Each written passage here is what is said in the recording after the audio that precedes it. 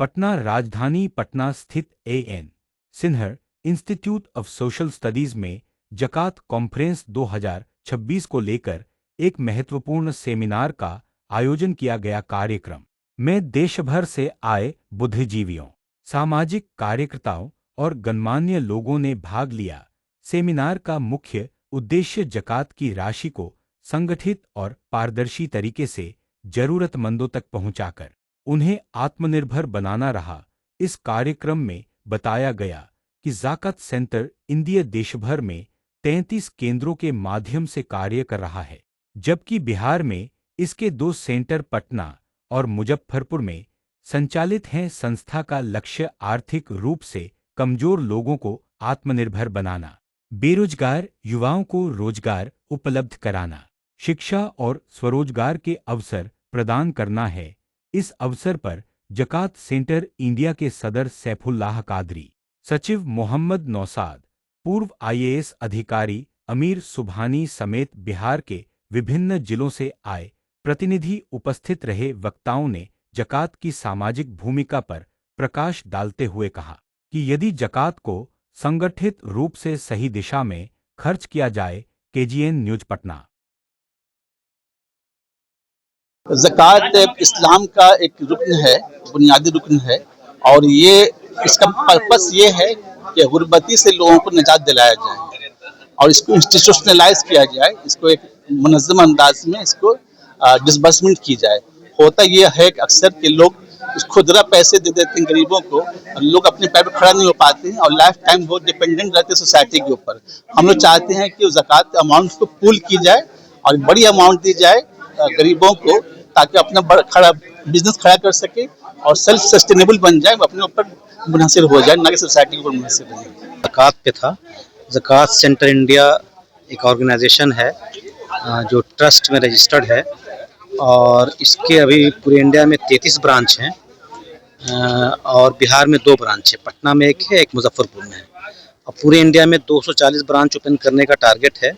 इसका जो मकसद है वो ये है कि लोगों को बिजनेस करा करके अपने पैर पे खड़ा कर दे, जो गरीब लोग हैं उन लोगों को। और एक और मकसद इसका ये है कि जो गरीब बच्चे हैं जो प्रोफेशनल कोर्स क्वालिफाई कर लेते हैं गवर्नमेंट कॉलेज या इंस्टीट्यूशंस के लिए, तो उसमें उनको एडमिशन जब हो जाता है तो उनको उसमें कुछ सपोर्ट किया जाता है ताकि उनका एडमिशन और रहने खाने वगैरह का इंतज़ाम सही से हो जाए। बेसिक मकसद इसका यही है। और यहाँ पे जो प्रोग्राम होता है वो ज़कात के पैसे से नहीं होता है, बल्कि जो इसके मेंबर हैं वो लोग कंट्रीब्यूट करके अपनी तरफ से प्रोग्राम में खर्च करते हैं। जो ज़कात का पैसे की रकम आती है वो पूरी तरह से इंटैक्ट रहती है ताकि वो गरीबों के ऊपर खर्च किया जाए। इसमें कोई कमीशन नहीं दिया जाता है और कोई गलत इस्तेमाल उस पैसे का नहीं होता है। तो ज़कात सेंटर इंडिया का जो बेसिक पर्पस है वो ये है कि जो बिज़नेस करने वाले लोग हैं और ऐसे लोग जो सेहतमंद भी हैं लेकिन मांगते रहते हैं, उनको वहाँ से हटा करके और बिज़नेस की तरफ लाया जाए और लाने के बाद उनको ऐसा बनाया जाए कि आने वाले वक्त में खुद ज़कात देने वाले वो बन जाए। देखिए, आज ज़कात सेंटर ऑफ इंडिया का पटना A.N. सिन्हा इंस्टीट्यूट में आज यहाँ प्रोग्राम रखा गया था और पूरे पटना जिला के सारे लोग यहाँ आए और तमाम लोग यहाँ बढ़ चढ़ करके इसमें हिस्सा लेने का काम करते हैं। मैं पिछले साल से ही इसमें जुटा हूँ और मैं तकरीबन ये जानता हूँ, इस्लाम का मतलब होता है इत्तेहाद और इत्तेहाद का मतलब होता है इस्लाम।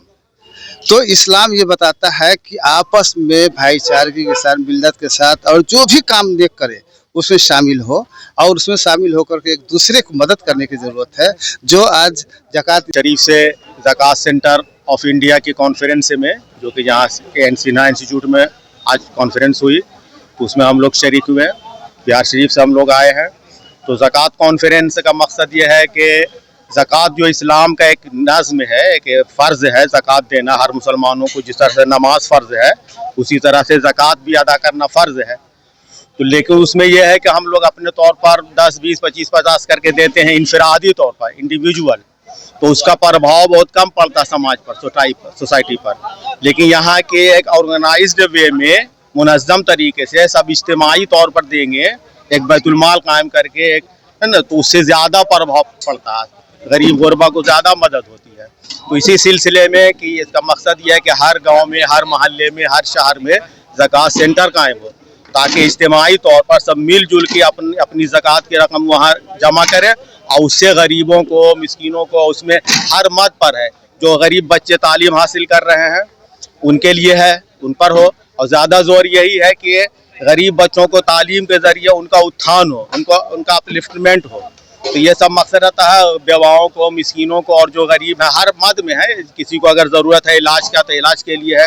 लेकिन वही है कि हम लोग अपने तौर पर 10, 20, 25, 50 देते हैं तो उसका ज़्यादा प्रभाव नहीं पड़ता है। लेकिन जब सब एक जगह कलेक्ट करके उस रकम को, ज़कात को हम लोग देंगे तो जाहिर है कि 1000, 2000, 5000 यहाँ तक के एडमिशन वगैरह कराया जा रहा है, इंजीनियरिंग ये वो, तो आला से आला तालीम भी दिलाई जा रही है गरीब बच्चों को, तो उसका ज़्यादा प्रभाव होगा, ज़्यादा असर होगा। तो इसी मकसद से ये ज़कात कॉन्फ्रेंस से थी और उस सिलसिले में हम लोग बिहार सूबा के मुख्तलिफ शहरों से लोग आए हुए हैं। हम लोग बिहार शरीफ से आए। मेरा नाम यहाँ खासकर ये स्पेशली बुलाया गया है और ये हम लोग को बड़ी खुशी है कि ये ज़कात टाइप का जो काम आया है। हम लोग जब इस्लाम के बुनियाद के जब पढ़ा था तब से देखते हैं कि जितने भी गरीब बच्चे लोग थे, किसी न किसी सहाबा के घर में पल रहे थे।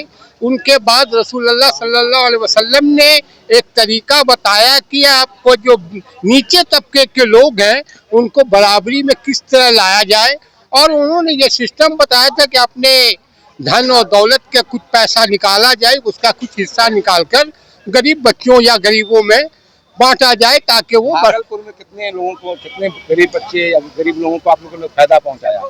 हम लोग तो ऐसे फिलहाल मैं अपनी बात कर रहा हूँ, तो मैं खुद एक स्कूल चलाता हूँ। ज़कात फाउंडेशन में आप जब आएंगे तो उनके बाद ही ना हम लोग के, आप जैसे कह रहे हैं कि ज़कात से बताया जाए, ज़कात फाउंडेशन की तरफ से कितने लोगों को फायदा पहुंचा? हम लोग जो जहाँ तक हो सकेगी हम लोग करेंगे। उसके बाद आप क्या करें, कहना चाहते हैं?